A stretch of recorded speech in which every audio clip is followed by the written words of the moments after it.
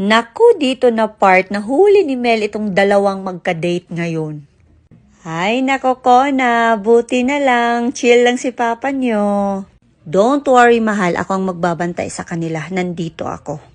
So ito pala yung ganap namin guys, after namin magpa-salon kanina, so nagutom kami. Wow, ang daming carbs.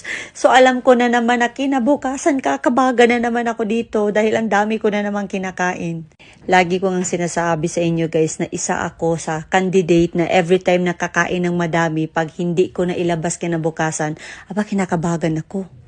So syempre kahit saan ako magpunta, hindi mawawala ang ating sip and go coffee. Sa mga hindi nakakaalam guys itong coffee natin perfect sa mga taong hirap magbawas, constipated, or lagi kayong bloated. Nakaka-help yung coffee natin guys. So kung iinom kayo ngayon, kinabukasan ilalabas niya talaga lahat hanggang 2 to 3 beses kayo magbawas. After nun guys, grabe na pakagaan sa tiyan.